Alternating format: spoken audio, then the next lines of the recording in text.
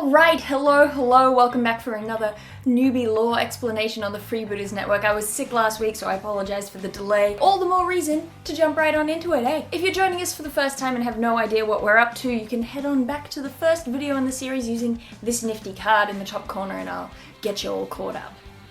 Ow, there is something in my eye. Now, last time we spoke, humanity had just gotten all broken up in the Age of Strife, and things stay that way, looking not so great for several thousand years as the Earth, or Terra, is ravaged and war-torn and becomes all wastelandy and full of techno-barbarian tribes like Mad Max or the future from Whedon's Dollhouse. But actually, nothing like either of those really. But that is when the Emperor decides his time has come. After living in the shadows doing next to nothing since like the dawn of time, he goes, you know what?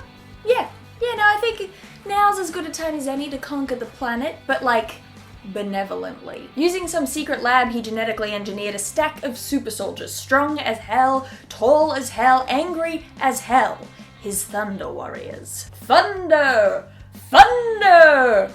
Thunder! And he went about kicking all the warlords out of their positions of power and bringing the humans of Earth under one banner. His banner. There's an awful lot of this, so let's just go with some highlights of the Unification Wars, huh? Albia. The Albians were pretty powerful in both might and will, refusing to bow to the Emperor's forces just because, and they stood against the onslaught of Thunder Warriors time and again with their proto-dreadnoughts. Big mech things and other forces. Every single time the result was the same. The Albians miraculously managed to hold off the Emperor's dudes, but only at the cost of massive losses to their own army. Finally, the Emperor thought about it and called a ceasefire, looking to handle this once and for all with his word talking. He shows up in front of the Albion leaders all decked out in white and crimson and looking schmick, and says, yo, y'all are pretty great, and I'm pretty great, so let's not do the killing thing at each other anymore, because I have a dream. And he speeched the hell out of them, telling them all about his vision for humanity's return to unified greatness and rising to ever more glorious heights. He offered them the opportunity to play a part in this magnificent future, and they were like, hell yeah, dude! Which surprised people, because, let's be real, but soon they were among the Emperor's most supportive supporters. Must have been some outfit. There was Borgia, who did basically the opposite. They held out against the Emperor for ages by talking. They said they acknowledged the Emperor's rule, kind of, but wouldn't actually hand over their dang power in any politically meaningful way.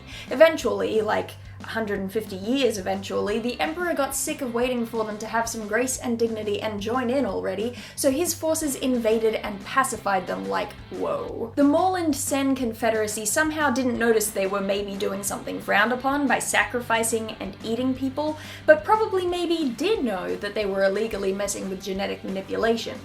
Pretty sure genetic manipulation is a big part of the Emperor's deal, but alright, apparently we don't like it when the Nords do it. Once again, the Thunder Warriors took them out, and the Emperor even executed their leader personally. Ursh, Tyrant Run, like most places on Wasteland Earth Terra, is a nice example of peeps taking advantage of the increased number of psychers being born.